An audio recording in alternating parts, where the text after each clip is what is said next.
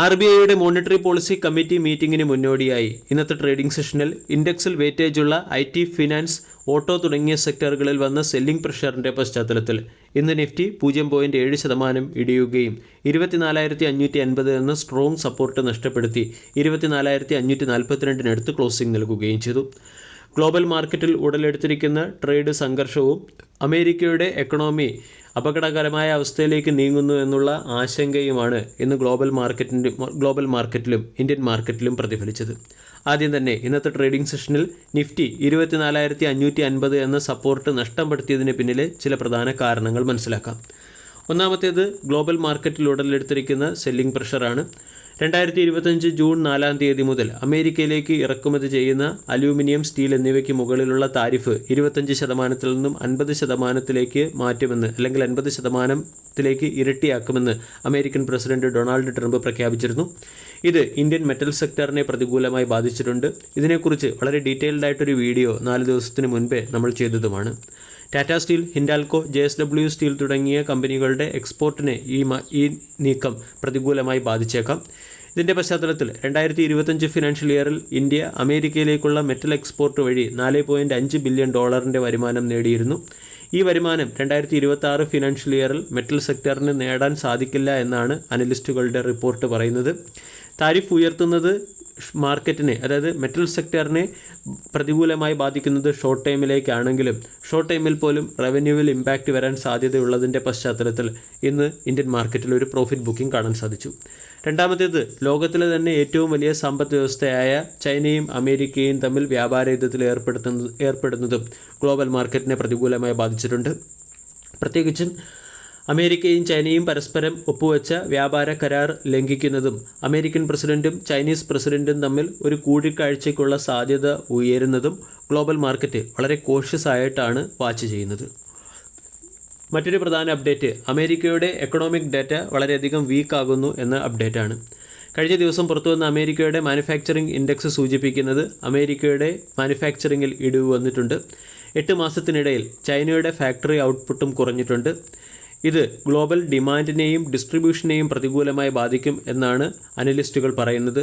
അതിൻ്റെ പശ്ചാത്തലത്തിലും ഇന്നത്തെ ട്രേഡിംഗ് സെഷനിൽ ഏഷ്യൻ മാർക്കറ്റും യൂറോപ്യൻ മാർക്കറ്റിലും സെല്ലിംഗ് പ്രഷർ ശക്തമായി. വെള്ളിയാഴ്ച RBIയുടെ monetary policy committee meeting outcome വരികയാണ്.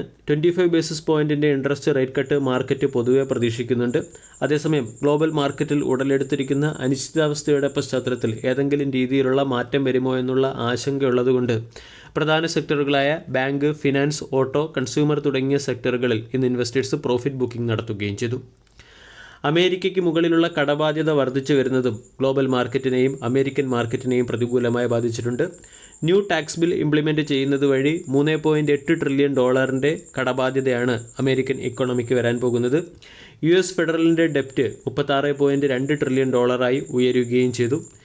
ഇത് അമേരിക്കയുടെ ഇക്വിറ്റി മാർക്കറ്റിൽ സെല്ലിംഗ് പ്രഷർ ക്രിയേറ്റ് ചെയ്യുകയും ബോണ്ട് ഈൽഡ് ഉയരുന്നതിന് പിന്നിലെ പ്രധാന കാരണമായി പ്രവർത്തിക്കുകയും ചെയ്യുന്നു. കൂടാതെ ഒപെക്സ് രാജ്യങ്ങൾ petroleum production 4,11,000 barrel per day എന്ന ലെവലിലേക്ക് മെയിൻറ്റെയിൻ ചെയ്യാൻ തീരുമാനിച്ചതിൻ്റെ പശ്ചാത്തലത്തിൽ ക്രൂഡ് ഓയിലിൻ്റെ വിലയിലും അസ്ഥിരത കാണുന്നുണ്ട്. ബ്രന്റ് ക്രൂഡിൻ്റെ വില $64.58 പെർ ബാരൽ എന്ന ലെവലിലാണ് എത്തിയിരിക്കുന്നത്. കൂടാതെ ഇറാൻ്റെ ആണവ കരാറിനെ കുറിച്ചുള്ള പിരിമുറുക്കങ്ങളും ഇന്ന് മാർക്കറ്റിനെ പ്രതികൂലമായി ബാധിച്ചിട്ടുണ്ട്. ഇതൊക്കെ ഗ്ലോബൽ മാർക്കറ്റിലും ഇന്ത്യൻ മാർക്കറ്റിലും അൺസർട്ടനിറ്റി സൃഷ്ടിക്കുന്നുണ്ട്. ഇവിടെ മാർക്കറ്റിനെ സംബന്ധിച്ച് ഇനി വരാനുള്ള ഏറ്റവും പ്രധാനപ്പെട്ട പോസിറ്റീവ് അപ്ഡേറ്റ്, ഇപ്രാവശ്യം സെപ്റ്റംബറിൽ 75 ബേസിസ് പോയിന്റിൻ്റെ ഇൻട്രസ്റ്റ് റേറ്റ് കട്ട് കുറച്ചേക്കും എന്നുള്ള ഒരു ഇൻട്രസ്റ്റ് റേറ്റ് കട്ട് അമേരിക്ക നടപ്പിലാക്കിയേക്കും എന്നുള്ളൊരു പ്രതീക്ഷയാണ്. ഈ പ്രതീക്ഷയെയും ഡൊണാൾഡ് ട്രംപിൻ്റെ താരിഫ് പ്ലാനുകൾ, അല്ലെങ്കിൽ ഈ പ്രതീക്ഷയെ ഡൊണാൾഡ് ട്രംപിൻ്റെ പുതിയ താരിഫ് പ്ലാനുകൾ നശിപ്പിക്കുമോ എന്നുള്ള ഒരു ആശങ്കയും ഗ്ലോബൽ മാർക്കറ്റിൽ പ്രകടമാണ്. ഇതിൻ്റെയൊക്കെ പശ്ചാത്തലത്തിലാണ് ഇന്നത്തെ ട്രേഡിംഗ് സെഷനിൽ നിഫ്റ്റി 24,550 എന്ന പ്രധാന സപ്പോർട്ട് നഷ്ടപ്പെടുത്തിയത്. ഇന്ന് മാർക്കറ്റിൽ ഉടലെടുത്ത സെല്ലിങ്ങിൻ്റെ പശ്ചാത്തലത്തിൽ നിഫ്റ്റിയിൽ ഒരു ലോങ് ബിയറിഷ് ക്യാൻഡിൽ ഫോം ചെയ്തു. ബോളഞ്ചിയർ ബാൻഡിൻ്റെ പ്രധാന മിഡിൽ ലൈൻ സപ്പോർട്ടായ 24,700, 20-ഡേ എക്സ്പോണൻഷ്യൽ മൂവിംഗ് ആവറേജ് റേഞ്ചായ 24,600 തുടങ്ങിയ സപ്പോർട്ടുകളെ ഇന്ന് മാർക്കറ്റ് ബ്രീച്ച് ചെയ്യുകയും ചെയ്തു. മാർക്കറ്റ് ഒരു മേക്ക് ഓർ ബ്രേക്ക് സോണിലേക്ക് എത്തിയിരിക്കുകയാണ് എന്ന് വേണം നമ്മൾ മനസ്സിലാക്കാൻ.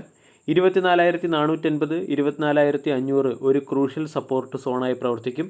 ഈ റേഞ്ചിൽ നിന്നും ബൈയിങ് മൊമെൻറ്റം വരികയാണെങ്കിൽ 24,600, 24,700, 24,900 തുടങ്ങിയ ലെവലുകളായിരിക്കും റെസിസ്റ്റൻസായി പ്രവർത്തിക്കുക.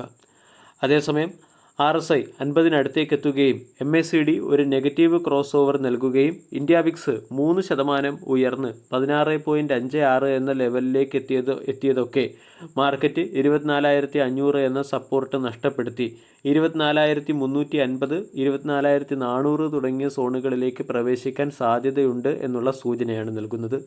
വീഡിയോ എല്ലാവർക്കും ഇഷ്ടമായി എന്ന് വിശ്വസിക്കുന്നു. താങ്ക്